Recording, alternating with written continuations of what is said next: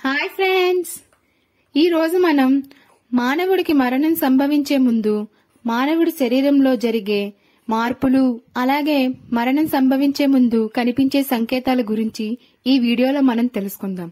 ముందుగా అయితే మా ఛానల్ ఫస్ట్ టైం ఎవరెవరైతే చూస్తున్నారో దయచేసి సబ్స్క్రైబ్ చేసి, లైక్ చేసి, షేర్ చేసి, కమెంట్ చేయండి ఫ్రెండ్స్. ముందుగా అయితే టాపిక్ లోకి వెళ్ళిపోదాం. శివపురాణం ప్రకారం మానవుడికి మరణం సంభవించే ముందు మానవుడి శరీరంలో కనిపించే సంకేతాలు, జరిగే మార్పుల గురించి ఈ వీడియోలో మనం తెలుసుకుందాం. ఒకనాడు శివపార్వతులు అలా ఏకాంతంగా ఉన్న సమయంలో పార్వతీదేవి శివుడిని ఇలా అడిగింది, స్వామి, మానవుడికి మరణం అనేది తప్పదు. అలా ప్రళయంలా ముంచుకొచ్చే మరణం నుంచి మానవుడు తప్పించుకోవాలని ఎన్నో ప్రయాసాలు చేస్తాడు. అయినప్పటికీ మరణం నుంచి తప్పించుకోలేడు. అయితే స్వామి, మానవుడికి మరణం సంభవించే ముందు అతనిలో కనిపించే సంకేతాలు ఏమిటి అని ప్రశ్నించగా అప్పుడు శివుడు ఇలా చెప్పాడు. మానవుడికి మరణం సంభవించే పక్షం రోజుల ముందు, అనగా 15వ రోజుల ముందు తమ పితృదేవతలు కలలో కనిపించి వారిని రమ్మని పిలుస్తారు.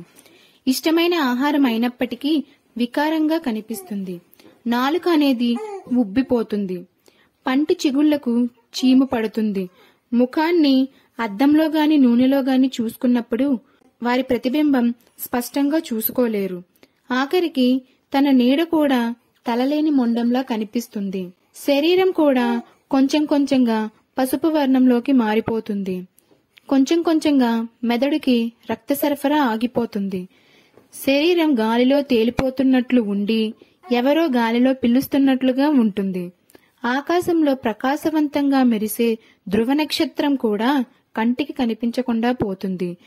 ఆలోచన శక్తి నశించి విచక్షణ జ్ఞానం కోల్పోయి పరాకు మాటలు మాట్లాడుతారు. మానవుడికి మరణం సంభవిస్తుందని మన చుట్టూ ఉన్న జంతువులకి, పక్షులకి కూడా తెలుస్తుంది ఫ్రెండ్స్. అదెలా అంటారా?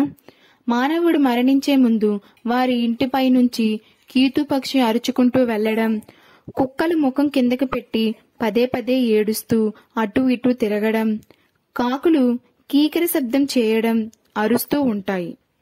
ఇలా మృత్యువు సంభవించే సమయంలో జీవుడి రెండు కళ్ల మధ్య నుండి ఒక కాంతి వలయం బయటికి వస్తుంది.